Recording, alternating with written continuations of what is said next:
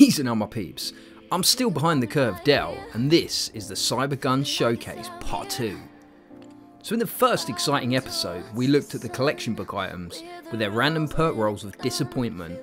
But I think it's fair to say, with the exception of the Krypton pistol, this was a great set of weapons. But how do the fixed perk non-collection book cybers square up? Will they tickle your husk-slaying pickle, or leave you craving for a bigger gun to shove up a husk? Well, as ever, there's only one way to find out, fam. So let's dive in balls deep and find out what all the neon hype is about. Neon Sniper. The Neon Sniper is a slow fire rate, high powered, ultra long range sniping option with innate energy damage and a wee trick up her sleeve, but we'll get to the trick in a minute. If you follow the channel for a while, then you'll probably know already that the one shot is my preferred sniping option, which is good news for the Neon because their stats are almost identical. Both share identical crit stats, fire rates, magazine sizes and range at a whopping 25,000 Fortnites, which, incidentally, all high-powered snipers have been up to from a previous 10,000 Fortnites worth of range. In fact, almost all snipers seem to have been given a range boost. But getting back to the Neon, there is however a significant impact deficit. The Neon is down on impact to the one shot by a long shot. Indeed, the one shot produces 2.4 times as much impact as the Neon, and thus is much more likely to stagger a husk on its initial shot. But on the plus side, the Neon has significantly more grunt, almost 20% up on power. With an identical 2.5 times headshot multiplier, the Neon has ferocious stopping power. Perks. As a fixed perk weapon, yours will look exactly like this. Since every shot from a sniper should be a headshot, the 15% flat damage and 26.7% headshot damage add up to a healthy 41.7% extra. And following 5 headshots in a row, this is further boosted by another 30% with the Neon's level 25 perk. But how useful is this 5th perk? Well, as a situational gun, generally used to take out lobbers and laser eyes, unfortunately not that useful. When aiming down the scopes at a laser eyes, it's unlikely you'll fire off 5 rounds before switching back to your primary. So for me, this perk is a little too niche to be generally useful. With a 45% crit damage perk on top of the innate 75%, crit shots will be devastating. But at a low 10% crit rate innate to the Neon, and with no additional crit rate perks, this is going to be a little sporadic and thus not that useful. True, if you play a Headshot Jess as your support, you'll receive a crit rate boost with Sure Shot, but let's face it, unless you're going with a full-on sniper build, this slot could be much better utilised depending on your class. I just feel the Sure Shot squad bonus is a little too specific for a situational weapon. The 50% magazine size extension though does increase ammo capacity to 22, which means the Neon can dump 7 loads of its hot plasma into a husk before needing a reload, considering its 3-round ammo cost per shot. This adds to missed monster clearing potential and reduces the reload panic factor, as is often the case with a one-shot. So overall, the Neon Sniper's got some well-rounded perks, but how does it operate in the field, and what's the trick it has up its sleeve? In the field. So what makes the Neon unique? Well, for the first time ever in Fortnite, we're presented with a high-powered sniping option that can literally shoot straight through, well, pretty much anything. Walls, cars, lampposts, trees. Yep, that's right, with its infrared scope, you can spot and pick off a target before you can even see it with the naked eye. This is a great addition to any sniper, or any gun for that matter, and means you can eliminate a threat before it becomes a threat. But there is a catch, and it's a pretty significant catch. Despite passing through solid objects, the Neon does not appear to shoot through husks, limiting its wave clear ability to 1 husk at a time.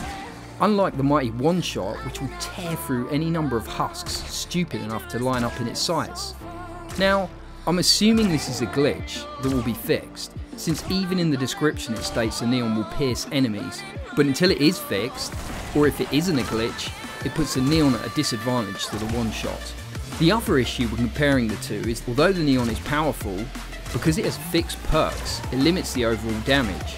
A well perked one shot, particularly with damage and crit rolls, will be more powerful, even with the innate 20% damage deficit. And more so, the lack of impact from the Neon means that you cannot guarantee a stagger on its initial shot. It might not sound like a big deal, but when a laser ride is all up in your face and that initial shot fails to stagger, you're gonna have a bad time. Saying that, overall the Neon is a solid sniper option. It's powerful, has the additional benefit of piercing ammo, and with its impressive range will end threats before they become threats. It's well worth considering as your primary sniper option if you don't already hold a well perked alternative. But thanks to its critical damage limitation and lack of husk piercing ammo, although this could just be a glitch, for me it falls just short of its traditional alternative, the one shot. Mercury LMG. The Mercury LMG is a medium damage, medium fire rate, high ammo capacity machine gun. Most obviously comparable to the Terminator, the Mercury shares identical crit stats, ammo capacity, range, reload time, and offers similar impact. The Mercury is, however, up on damage per round by a whopping 40% to that of the Terminator, but down on fire rate from 12 to 7.5 rounds per second, which puts the Mercury down on DPS. Both weapons are highly unstable and can't be aimed with any sort of accuracy when on the move, but for tank killing and mowing down waves, they both excel. Perks. The fixed perks on the Mercury are well rounded and have been selected to create a balanced weapon and solid all-rounder. With a 10% flat damage perk on an already high innate damage gun, a non-crit shot from the Mercury will lay down significant pain. When we consider the 21% crit rate boost on top of the innate 5% crit rate, the Mercury gains another significant damage boost considering the high base damage. Although this doesn't make the Mercury ferociously powerful, it does give it above average DPS and the ability to both wave clear, end mist monsters and tanks. Ordinarily, I don't like to see stability perks on my weapons, but given the nature of machine guns and their complete lack of accuracy when on the move or under sustained fire, the addition of a legendary 40% stability perk works well on this particular gun. An increased 14% fire rate, although slightly bridging the gap to that of the Terminator, isn't going to make a lot of difference, but I guess every little helps. The level 25 perk, however, does add a whole heap of extra pain and wave clear potential, with 5 hits in a row to any single target causing a small AoE explosion. Bear in mind this will only work on the Huskies and Mist monsters, since low levels won't survive 5 shots, but playing to this perk's advantages and aiming for the Huskies in mob swarms can really help clear waves quickly and efficiently. In the field. So how does the Mercury stack up in the field? Well, in a nutshell, it's a great all-rounder. It will literally work in every situation. With innate energy damage, it will clear both elemental and non-elemental mobs. It's powerful and accurate enough at mid-range to end those pesky mist monsters, and it'll even down a tank in good time under sustained fire. It's not the most stable option, particularly when fired from the hip on the move. The Mercury will spray all over the place. But when played to its advantages, this LMG can easily be controlled. The Mercury is pretty much a one-fit gun that will do anything and everything to good effect. It's not the best wave clearing option, but it does the job, and it's not the most effective tank or mist monster killer, but it will still work a treat. With its power, reasonable precision, and huge ammo capacity, it just gets the job done, and it does it in style. But there is a problem. It drinks very expensive energy ammo. I mean, much like my perfect woman, it will literally guzzle that stuff up, swallow, and ask for more. But unlike my perfect woman, it does become a bit of a problem. Since energy ammo requires a lot of, well, bacon for some reason, and just like in real life, bacon is a luxury and tasty commodity, it just doesn't stack up as a financially viable shooter. True, if you never craft gas traps or healing pads, then you should have a surplus of bacon in storage. But as a general fit gun, as opposed to specific purpose, it's not the best tank killer, so can't just be used for that. It's not the best wave clearer, and it's not the best mist monster downing option either. As such, I would only commit to this one if you basically don't have any other single purpose weapons, or are just too noob to be able to switch between weapons for situational conditions. Noble Launcher. The Noble Launcher is the Cybergun's explosive offering, which, well, actually for once doesn't really offer an explosive round. Unusually, the Noble sports a 3-round ammo capacity, meaning a distinct lack of reload panic between shots, which is always good to see on a launcher.